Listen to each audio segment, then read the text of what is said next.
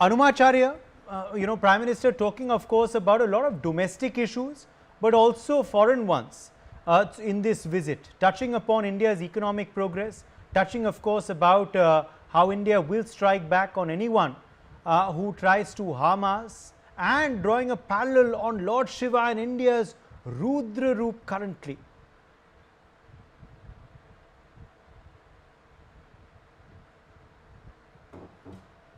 Anumacharya, can you hear me?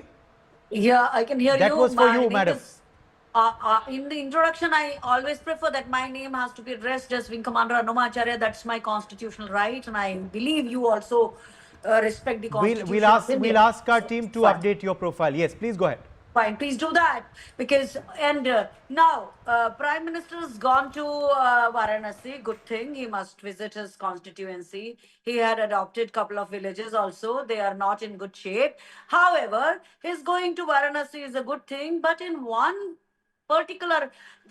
speech, how much lies a Prime Minister can speak? I mean, I am just wondering.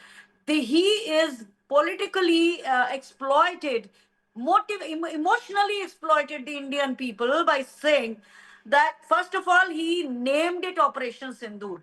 Our operations are named differently because it talks about how brave we are, our bravery of our armed forces.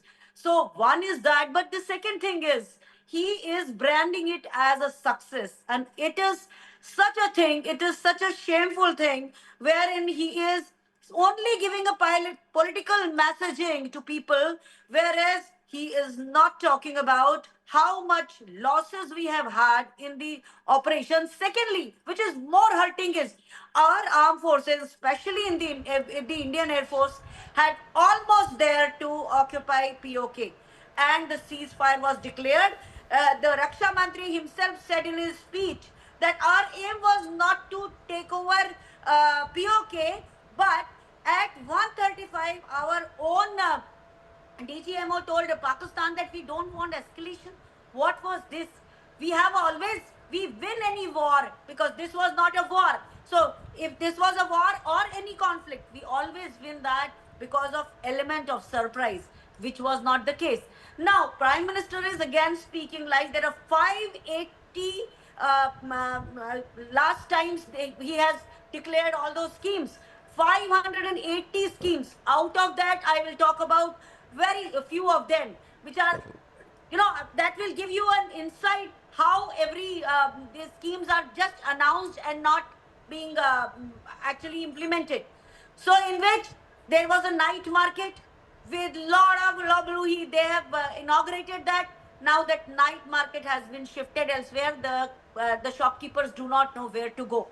There is a ropeway which he was talking about. He has already announced it. It was supposed to be completed in 2025, beginning of 2025. It is still, there is a leakage in the tar that is happening. Then Namami Gange, which is going on in 2014, still Ganga is so much polluted. And then there are this Varanasi development authorities, lot of schemes, all unfulfilled. The Prime Minister has been speaking lies, and I feel really sad because he always involved our armed forces.